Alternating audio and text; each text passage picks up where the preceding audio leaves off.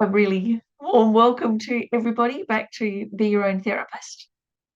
And uh, we've got a wonderful hour to spend together. And how we'll start, as usual, is with a short breathing meditation to set our motivation. And then, in that really nice space from a nice ground, we can let percolate up into our mind uh, what the main issues have been this week.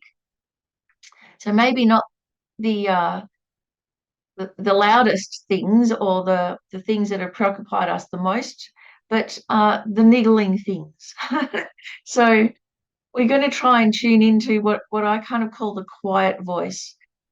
It's probably quiet just for me because I haven't given it enough attention, but the quiet voice may be much louder for you, but it's that one, that real deep kind of inner listening where our conscience lies, or where our sense of care for the world, uh, big issues. So the big important things that aren't necessarily yelling and screaming at us and distracting us, but are there all the time. And so this is our chance in a class like this to be able to bring our Dharma focus, Dharma eyes, uh, to that quiet voice. But to make it all work, we've got to really focus our attention and start from a good frame of mind and a really altruistic heart. So I'm going to get up the beautiful little screen share. Be your own therapist. And as we know, Lama Yeshe often said, we can be our own therapist, but we have to be strong. And I'd add also, we've got to be kind of happy and relaxed. And that's why we do this meditation.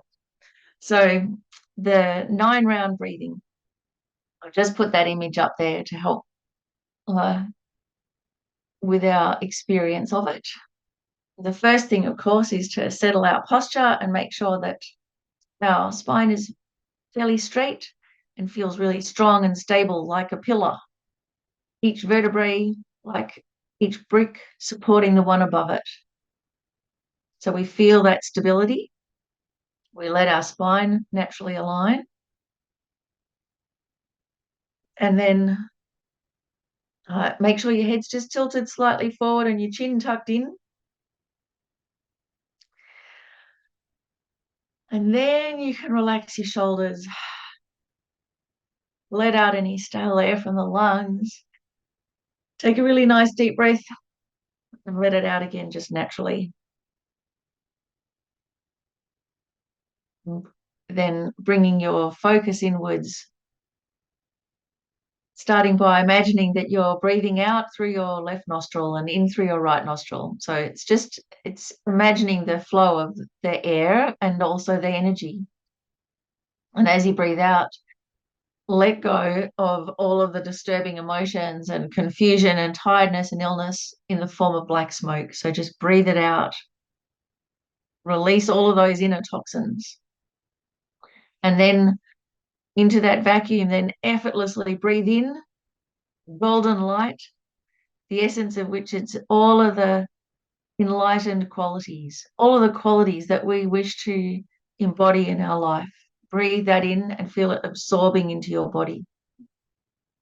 So 3 long leisurely breaths.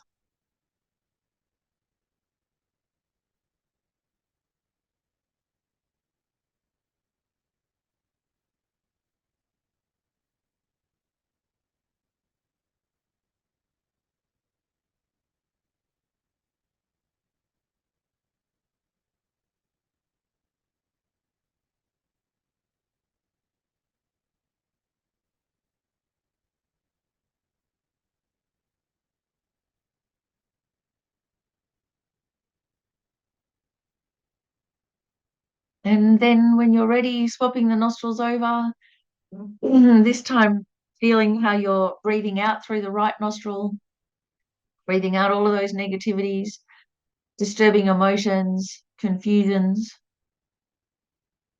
That black smoke just disappears into space. And as you breathe in through the left nostril, Your whole body is filled with energizing light. Your mind becomes very calm and clear and blissful. So the nostrils swapped over 3 times.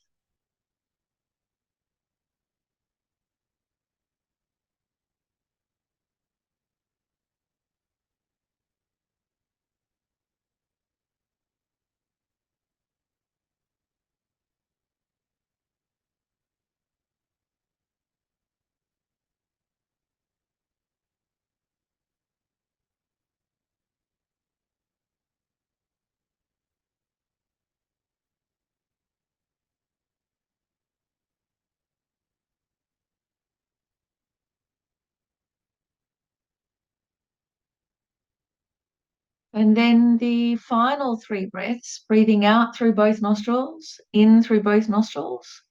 Feel even the very subtle negativities, disturbing states of mind, doubts, worries, anxieties, confusions. Release all of those and see how, as you're getting more subtle, the smoke becomes thinner, a little less dense. It's still so good to breathe it out. All that clinginess and stickiness, breathe it out.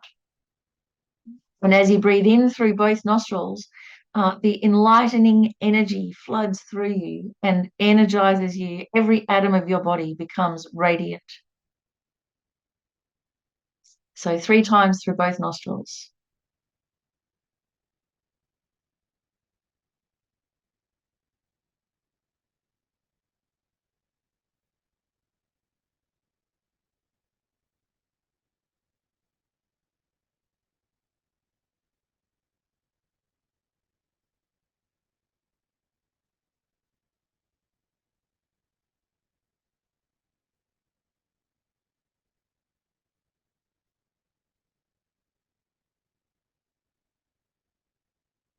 And then staying with that radiance and clarity, letting your mind just be focused on the gentle in and out of your breathing, clarity outside of you, clarity within. Let it come to your mind. What are the important things this week? What really mattered?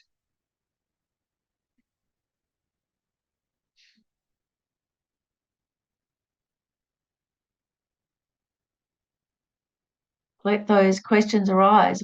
Why am I here? What am I doing? What am I doing with my life?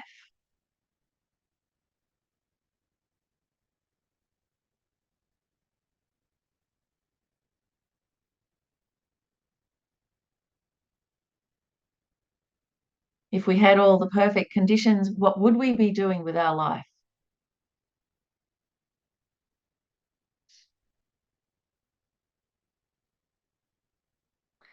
Is there anything left over? Is there anything niggling at us that now we've got the space to look at?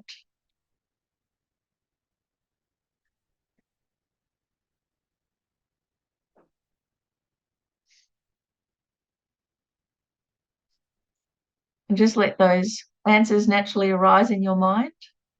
And we can focus them by thinking everything that we talk about and reflect on today, may it be part of our path to full awakening and enlightenment, and may it be able to benefit ourselves and everyone we come into contact with, and may that benefit spread out without any limit. So may this benefit last all the way to enlightenment for ourselves and all beings. And so then all the effort we put in will be so worth it.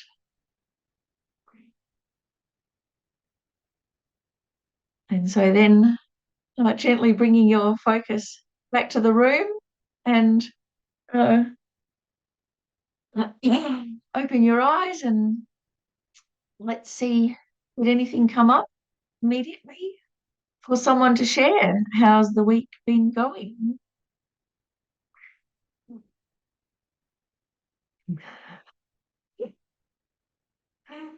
I mean, there's lots of themes for the week, isn't there? But what's the go? Here's Shayla. Miffi, I have been really struggling with my speech. Um, especially, I'm a retired police officer, so I've always been able to, have that kind of graceful speech where I could say the things that I wanted to say. But honestly, now I can't because somebody will hit me or worse. But and I realized that that's just not always the way things need to be handled now since Buddhism. But Yep. I hear you. I know. I get it. So, when I first came to Lungri Tongpa Center as the program coordinator, I grew up in Lungri Tongpa Center, and then, left for sex, drugs, and rock and roll pretty much, and also for artistic reasons, making costumes and stuff. And I only came back to Lungri Tongpa Center when my mother, who founded it, was dying of cancer, and it was kind of like I was attempting to step into her shoes and keep her life work going. And so I'd come from this background of alternative musicians, the pub scene, alternative circus, magicians, and of course, all of them swore like troopers. Swore like really well-educated Shakespearean pirates, no less. And so then I got to a Buddhist center. It's like, whoops, I can't say anything because my language is colorful. And so the first year, everyone thought I was cool. It was so hard to and that kind of censorship of your speech, like on the lower scope, it's really good because on the lower scope, you're refraining from harm and you're just worrying about not causing harm with your speech or with your body. And you deal with your mind kind of later in private, but at least we're not making the situation worse. But that's like beginning stages. That's lower scope teachings, and it's not really enough because what you might have found and what I found is that then you get this inner censorship happening, and then you lose your voice, you lose your authentic way of communicating. Yeah, okay, so you're nodding there. And so that's kind of like, well, we've got to go back and revisit it again. And that's really tricky. So added to that, so then you try and have beneficial speech. So that I found was far more rewarding to do because instead of going no, no, no, don't, and squishing everything down and creating a vacuum, like now I can't say anything, now you've got the opportunity to make your speech really nice. So does anyone remember the four, like we pretty much know the four non-virtuous ways of speaking, but then there are their opposites, the four virtuous ways. Does anyone remember those? Hang on, you're muted, Shayla. But sorry, I don't think I've ever heard the virtuous ways. Okay, here we go. So we've got um the non-virtues, 10, so there's 10 altogether. These are they're not all of them, but they're the main activities that we've got to refrain from to make just making things worse. So the three physical things that we should never do is kill a human being. And if we're in a situation where we're not going to kill a human being, then at least to not be physically aggressive and cause physical hurt, to not steal, and to not cheat on your partner or someone else's partner. So no sexual misconduct. So they're the three of the body that we avoid. But then what do we do instead? So this one's really nice. So instead of taking life, now we protect life. So we get proactive about it.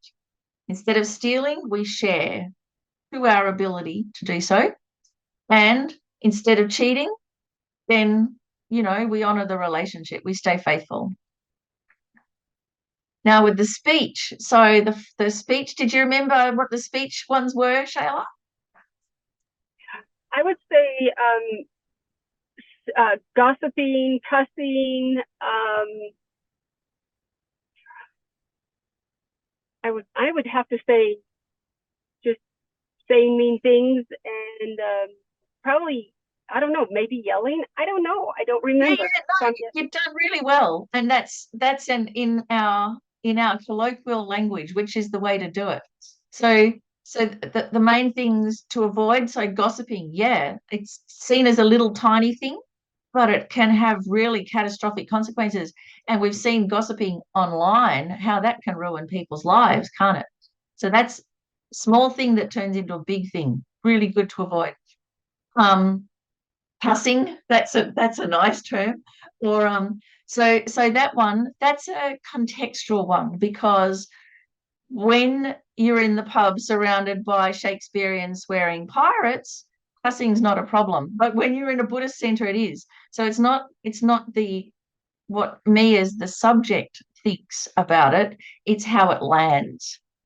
So if it's offensive speech to somebody else, even if it's not to me, then that's counted as a non-virtuous action, or an action that creates suffering. Um, then slander. So talking badly behind people's backs, saying untrue things, uh, divisive speech. And so that one is kind of like where we focus, we become overly critical. And of course, the big one, which we'll all kick ourselves for forgetting, lying. And so lying, the big lie is lying about your own wisdom or your own abilities, like being a charlatan, a religious charlatan, or a quack doctor, or something where people rely on you and you're faking it. That's the big lie. Um, so that, we take those out, but then we're left with a vacuum. So what do we do instead? This is the great bit. So when we speak, we try and speak truthfully. Uh, but truthfully isn't enough. With being truthful has to be tempered with the other ones. I've learned this the hard way, because I'm a bit like you, Shayla. I just say the hard truth, and it's hard. And so it doesn't make you any friends. And in fact, people would like to shoot the messenger a lot. So how to temper being truthful, that it's harmonious. So it actually helps to create harmony rather than division. Um, so that's a nice way to temper it without censoring yourself. That you think, is this creating harmony? Is this helping or not? That it's gentle. So instead of it being harsh, like cussing, it's gentle. And we just think of our lamas, how they speak gently to us and how it brings out the best in us, how encouraging they are. And then instead of gossip, then useful. So useful, meaning doesn't have to be deep and meaningful, but you have set a good motivation. And so even if you're there trying to zip your lip, as Venerable Ravina says, and you can't really say anything about anything because it's going to be incendiary, you can do it instead of with a motivation of resentment. You can do it with a motivation of um, to help, the situation, to make a nice connection with someone so they trust us and feel safe. And so we're there for them in the future. So I found those quite helpful, that what to do instead. I've never heard that, and so that's just, I love the gentle and I love the useful. It makes total sense, because that's where I'm having trouble. I've had some luck with the four opponent powers and Vajrasattva, but it seems like I get to the point where the mouse just wants to run.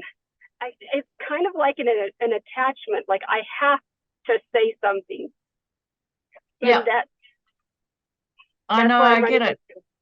So, and again, I don't think you have to go all the way to censoring yourself, but you do have to slow it down. And so my little trick there is I say to myself, yes, you can say it, Miffy, but tomorrow. It's really good. I like that. I can say it tomorrow, and I don't have to say it immediately right now. I Yeah. love that. Okay. And then, of course, by tomorrow you would have calmed down and the compulsiveness would have dissolved. And it's the compulsiveness, like you said, that real urge to say it. That's what gets us into trouble. Actually, not what we're going to say, but it's because we're not in control of our mind and we're being compulsive that it turns out wrong. So it's really with your eye on the long game. And we don't necessarily always get to say it tomorrow. Um, and we just got to suck that up, you know. Uh, a lot of things go by the way and you don't get to say your piece, but you haven't made it worse and you haven't created a road rage incident and, you know, all of those things. So you've kept the peace. Um, and so with that view to the long game, then there might be another situation in 5 or 6 years where it comes up again and you know what to say. You're prepared because you've done the work before.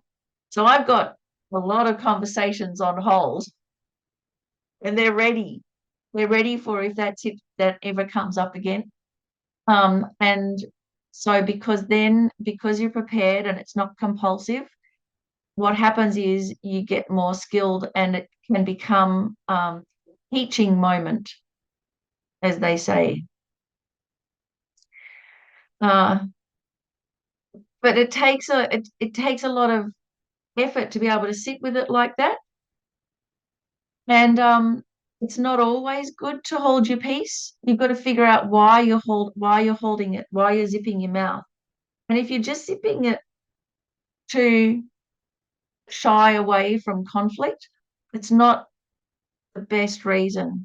Because often we do that because we, like me, I'm just shy of conflict. I'd do anything not to be in conflict. And so I let a lot of things slide that it's not fair on them to let it slide because it's not good speech and it's not good behavior. And I'm like an enabler by not saying anything, lets it all keep going. So the motivation to zip your lip, you've got to make it really clear that it's to not create any more harm and to let that compulsive uh, urge subside. But then you've got to go back to it and address the situation.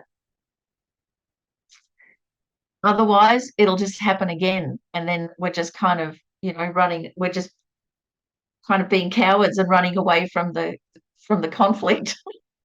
But it's not dealing with the conflict.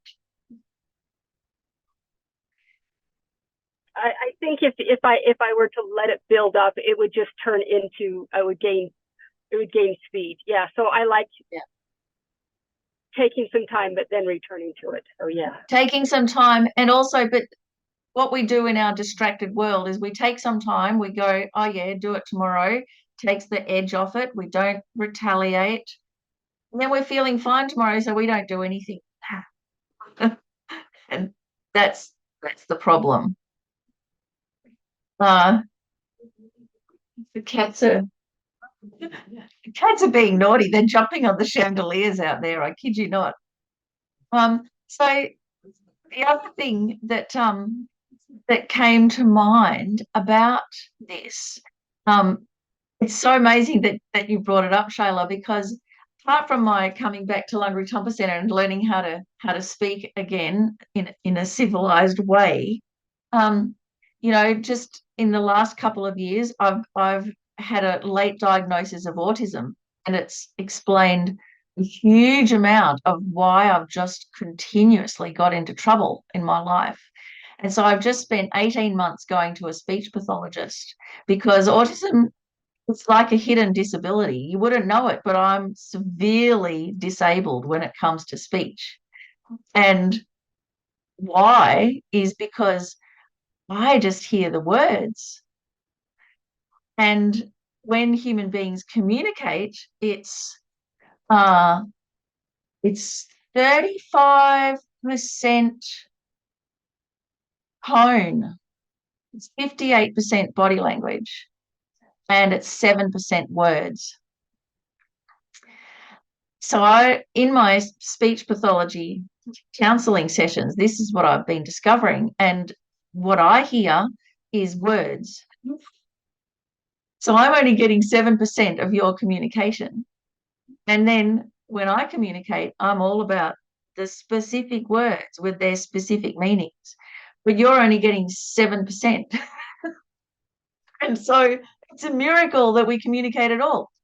And that's why I love Zoom, because you've got no chance for tone and you've got no chance for body language. So for me, I'm in my element. I'm so happy on Zoom, and everybody else hates it because they're like this bottleneck of only 7% communication. But anyway, so the other thing I learned about from my speech pathologist is indirect and direct communication. So I don't understand indirect communication at all. And the most prevalent instance of indirect communication is amongst one's peers. So with the people that are your equal, the usual way to communicate is indirectly. For your superiors and your inferiors, you communicate directly, and that's counted as being polite. But if you communicate directly to your friends, most people see it as rude. So right there is what's called the double empathy problem, where people misperceive you. And so, you've got this way that's comfortable to communicate, and then it lands wrong. And this is where, speech, it's a real amazing dependent arising, because it's not just what you say, it's how it lands. And so what I say, you're responsible for in a way, as well as me. So autistic people, what we do is assume the responsibility for you too, because we're in the minority. Of course, anyone who's in a minority wears the result of that, whether you're a minority woman, Black, Asian, autistic, disabled, whatever, you wear it. It's me that wears the results of other people's misunderstanding. But from a Buddhist point of view, this is really good, because this is where you're first forced to do the work. So you, Shayla, you're in this situation where you've got a natural wish to communicate directly. Gets you into trouble. I love it. You're just hanging around with the wrong people. But the whole thing with thought transformation is we're forced to do the work. So we actually are the ones that then benefit. So for me, I've benefited because here I am on Zoom in my happy place. So you too, you can really benefit from this, because you can take it deeper to really get to know your speech and make it Buddha's speech.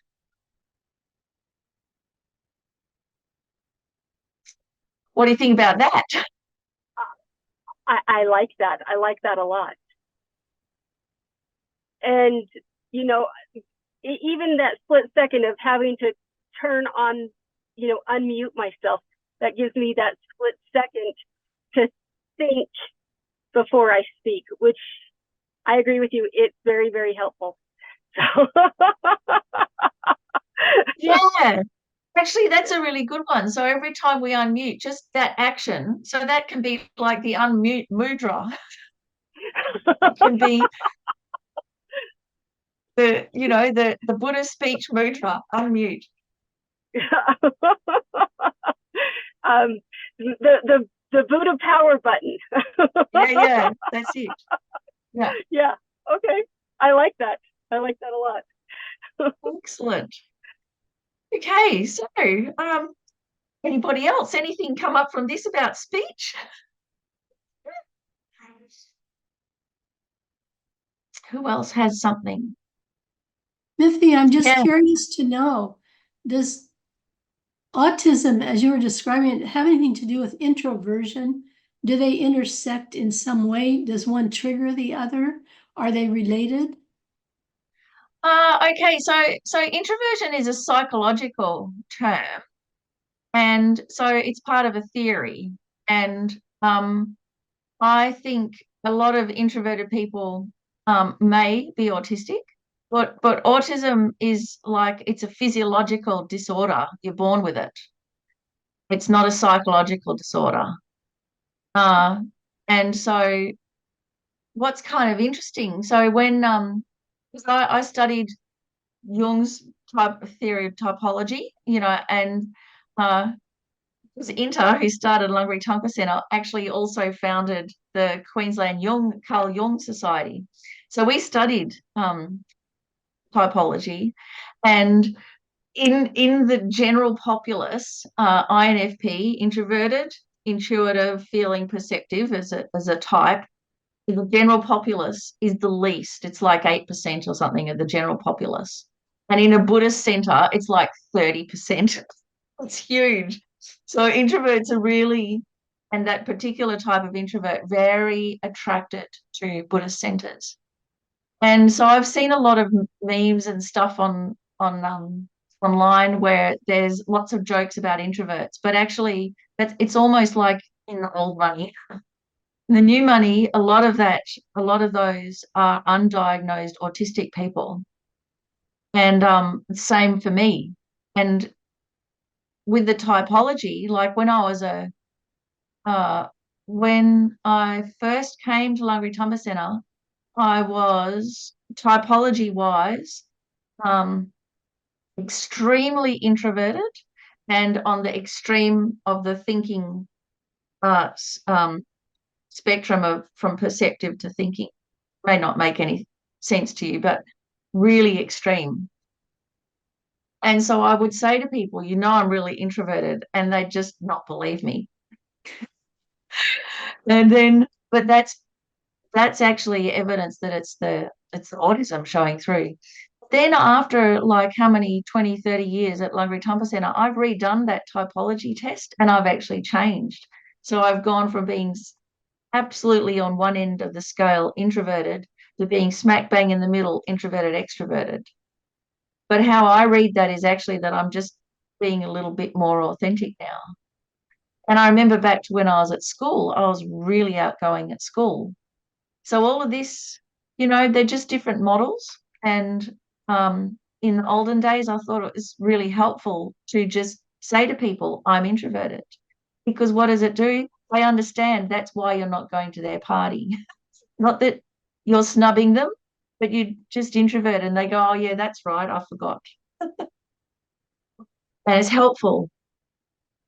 So, for that, but autism, it's a physiological thing. And I mean, the main things about it is the it's real sensory sensitivity. And so there's a bit in your brain that is like oversensitized to everything all the time. So one of the results of that for me is I discovered that's why I yell all the time because I'm yelling over all the alarm systems in my own experience. And it's like all the noise and all the alarm systems and everything coming at me that I'm just yelling over the racket. But I'm actually in a quiet room. That's one thing. So the other one is um real problem with communication with neurotypical people because direct communication, very literal. And so the communication difference is it's a real hidden disability. But what's interesting with this double empathy problem is that you get a whole bunch of autistic people together, they can communicate no problem, whether they're verbal or non-verbal, no problem. Get a whole bunch of neurotypical people together and they can communicate fine. So the problem isn't with the communication, it's when you get autistic people and neurotypical people together, two different communication styles, big clash. What is neurotypical again? The general populace. All right. Yeah. So without these kind of physiological differences. Right. That's interesting. And so, I mean, the benefit for Lungri Tumpa Center is, I mean, one of the third thing about autism is having really intense focus and so-called special interests. So whatever your mind focuses on, it can focus on for hours and hours and hours obsessively for years and years and years. And so the joke is, you end up being a train spotter. But there are a lot of autistic people in Dharma centers because the personality type, the physiological type of an autistic person is perfectly suited to long-term retreat and intense Dharma study. And so then, I asked everybody, so what do you reckon my special interest is at Lungri Tumpa Center? I mean, I am a bit of a train spotter, but apart from that. And so everyone said, oh, crochet. And I'm like, face palm, you're kidding me. Crochet's like 2% of my mental energy. My special interest is Lungri Tumpa Center. That's why I've been here for 29 years. Anyway, so that's the boon to the Lungri Tumpa Center, that they've got that is my special interest. Then it's 24 hours a day, and I dream about it, and I do every single night for 30 years, sorting out the problems. So anyway, it's a bit of my rave, but how, again, like, our whole thing as a Buddhist is to not judge by appearances. And not only that, is to not believe appearances. And so in a way, like, I'm a walking affront to people because I don't appear disabled and I am disabled. And I appear rude and abrupt, but I'm actually not. I'm just being clear. But being clear to your peers is, in an ordinary world, rude and affronting. But in all cultures, there are some cultures where being really clear is the thing to do. But I just wasn't born into that type of culture. So, but so I find it's almost like I'm secretly testing people. Have funny hair and all of this, so I look like a crazy cat lady. And then I see, especially in the Buddhist world, and this happens when I go on long retreat, like to Bendigo or something, when Lama Zopa Rinpoche was doing the retreats in Bendigo, and I'd see who actually thinks I'm a crazy cat lady. And then it's like, haha, but that's my Buddhist test on you, because are you believing the appearances?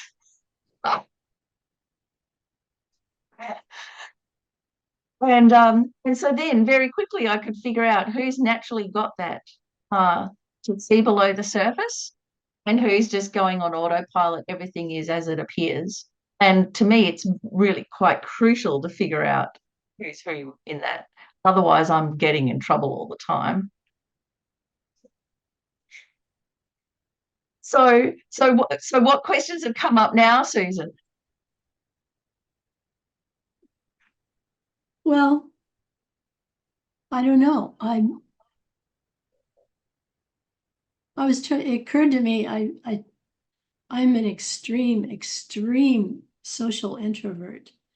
And good for you, as Venerable Robina would say, good for you. well, it becomes like an obsessive way of thinking sometimes too, And what really helps me is functioning in an extrovert way. Yeah. Being in an extrovert format, being in that kind of place. Yeah. Well, that's how I did it. I just pretended to be my friend who's really extroverted. And that's actually, like, that ability to be able to do that, to function in a way that isn't your natural way. That's That's what we do in thought transformation. That's what we do in tantric practice. You try on a new way of being and you actually let it change your personality and it helps you. And, half the time we're thinking, oh, am I a fraud or a charlatan or am I just pretending? It doesn't matter because it's the effect. We get the effect. So you put on being an extrovert and you get the effect, the benefit of being able to go out and do those things. It takes effort, but you get the benefit from it. So it doesn't matter if it's real or not. So it's a really big skill. And then when I go back at the end of that, let's say that work day, whatever, work situation, go back to being an introvert. It's much more calming. It's much less obsessive state of mind. It feels much better. Yeah. Well, that is fantastic. So you must get enough recovery time or have enough in your mind that you're not fighting against it, but you're being able to recover. Yeah, I don't know, because the time spent on being like an extrovert, I really enjoy that because it's like freedom. I'm Yeah. free of that Yeah. obsessive. And then at the end of that, when that closes, then at the end of that, go back to my natural self, which is an introvert, social. Yeah. So what you could do, which is what I forgot to do for many, many years, is instead of just trying to be my friend who's extroverted, I should have tried to be Tara, Green Tara, who's extroverted. Like take it up a notch. So when you're going out being extroverted, you can be like you can channel, you can have, whether you've had Tara initiation or if you haven't, then you have Tara in your heart with her foot forward, she's ready to go. She's an extrovert. And so you can have not just being extroverted, but being enlightened extroverted. So that momentum that you have, it's an already established kind of psychological thing that you're doing. Then you can bring in this, you can deepen it with this Dharma approach. Be extroverted Tara,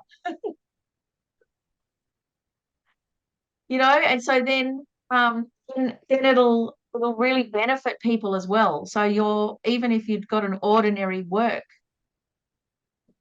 That sounds making good. that connection with I there have you go. Tara. It's right in front of my computer. There you are. There you are. So you just have her guide you.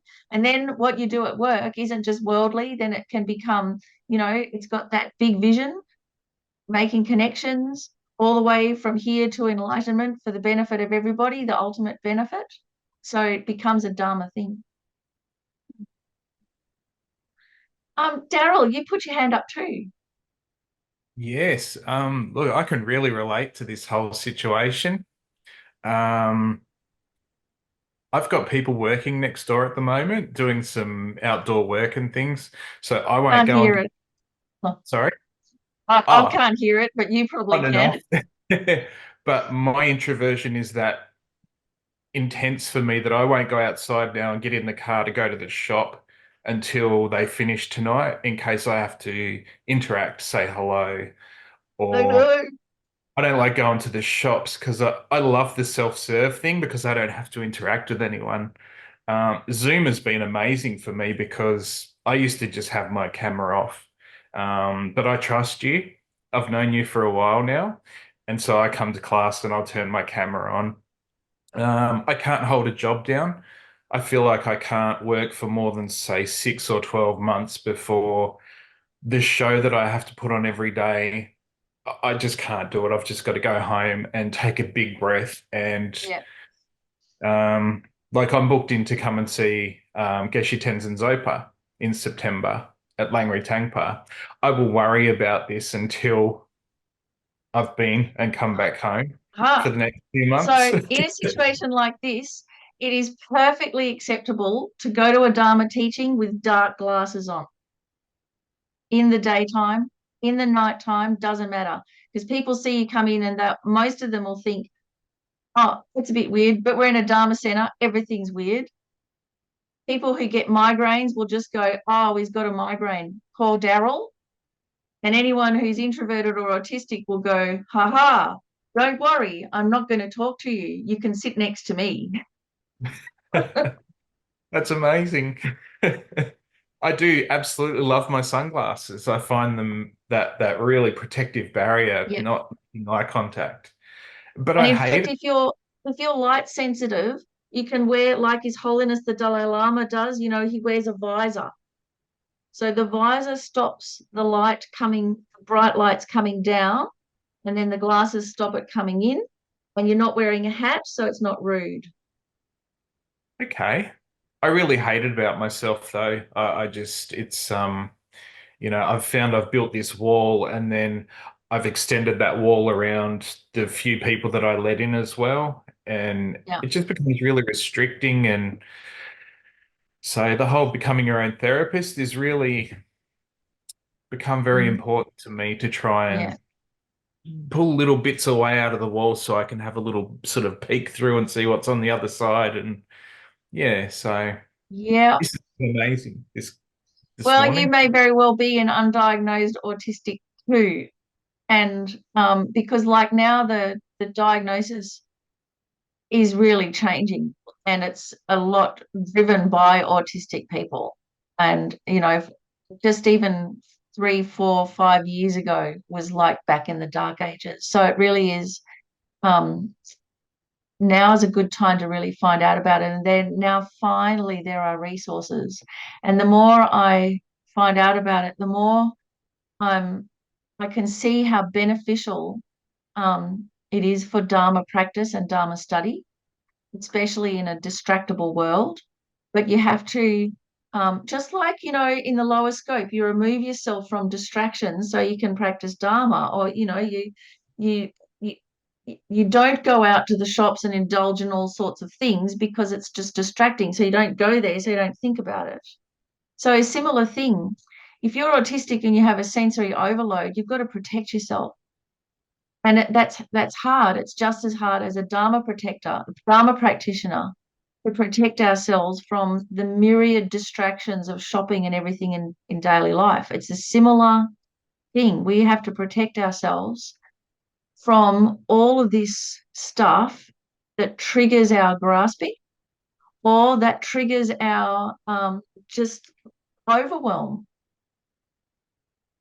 And we have to create that safe space. But you see, what happens when we're just going on autopilot, we have that safe, quiet space, and then we don't use it, or we don't invite the right people in.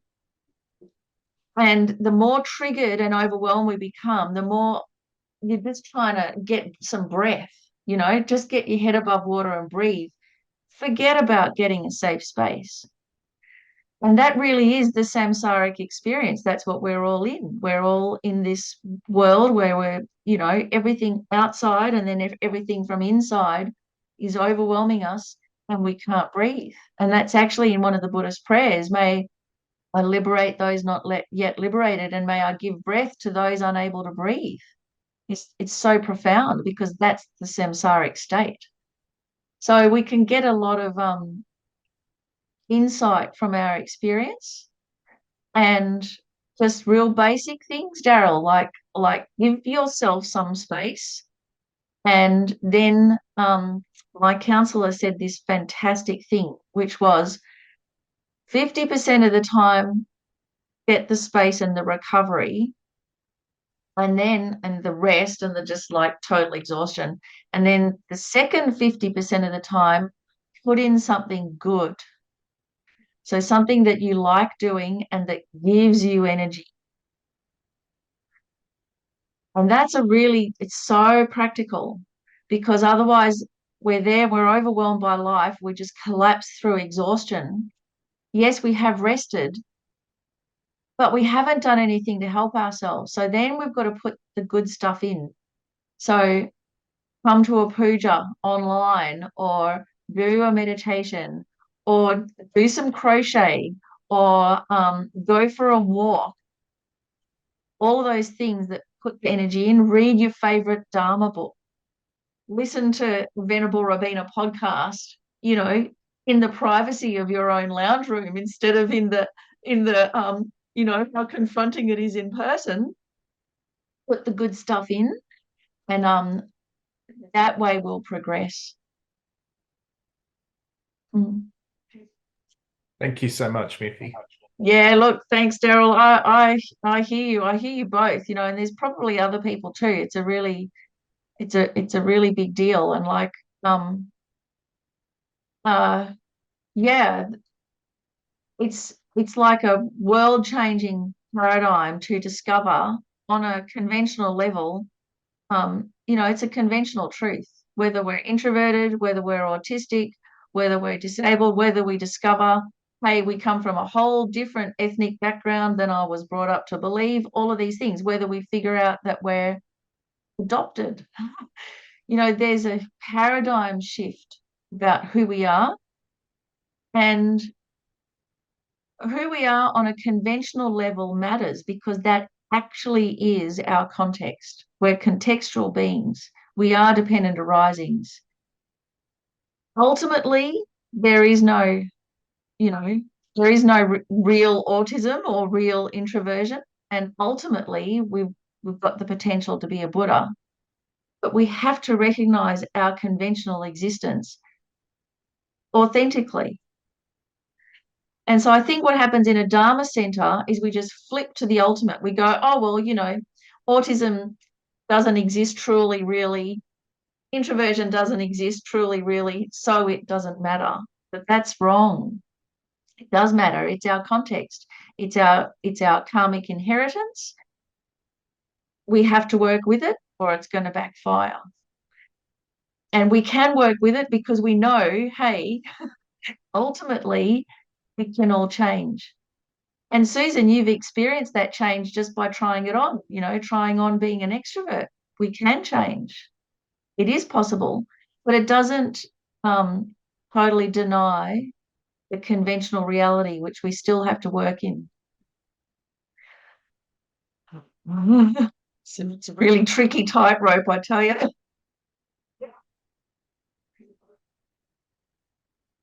Thank you, Miffi. It's very Yeah. useful. And thank you. I mean, it's really big things to share, but I mean, Dharma centers and Buddhism in itself is goes against the stream. It goes upstream. So if you're a person that is in any kind of minority, then you should feel really comfortable at a Dharma center because now you're with your people. And so don't bring all of that pressure from the external world into the Dharma center. Just be yourself. Being a Buddhist is really radical. It's really on the edge. It's completely socially unacceptable. You're not materialistic. You're not trying to make money. You're trying to go within. There's no outward productivity. All of this stuff, doesn't fit in the ordinary world. So let yourself feel comfortable in a Dharma center. I mean, you're already partway there, right? And with Zoom, we are in a Gompa. We're in a Zoom Gompa. That's right. That's right. We are, and it really is. It's a Zoom Gompa, and we're manifesting as pixels of light. So we're already, and I mean, see, even with Zoom, I found it so beneficial because I can see my own face, and so I can calibrate when I need to smile. Because before I could see my face, I had to be leading a class and also thinking, how long ago was it since I smiled? So for that, it's made it really easy. Now I know what's going on. It's like getting this really wonderful biofeedback loop. I was thinking the other day, one of the great things about all the lockdowns and wearing masks and everything, because it all happened at the same time for me. Wearing a mask I was like, it's the first time in 3 decades that I can relax my face because I can be out in public and I can just relax my face because no one can see it. and then it hit me, oh my gosh, the whole time that I'm with people, I am performing just to get through. And it is so exhausting. And so this is the thing at a Dharma center, you know, and what monks and nuns, they wear the same things. They shave their head. Everybody looks the same. You can relax your face. So you can relax your personality. You can relax. You don't have to present.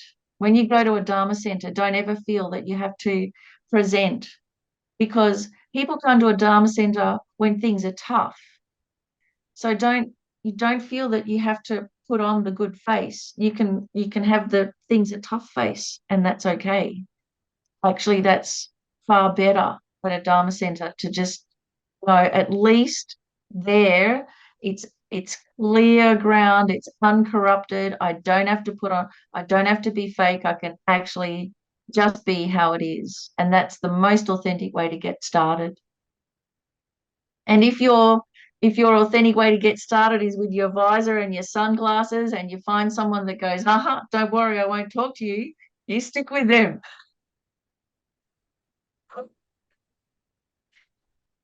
And I'll just wave at you. I won't even say hi. And you know, lots of people think that's rude, right? But actually to me it's like, oh phew. I always wondered if I could just say, or hold up a sign that says, I'm in silence. That's another really good. So yes, that's already the precedent has been set. You have your little Buddhist center I'm in silence sign. Perfect, Shayla. Excellent. And not only that, then you offer it to others, because then they're not going to be gabbing on stupid small talk in a Dharma center. So you save them from that too.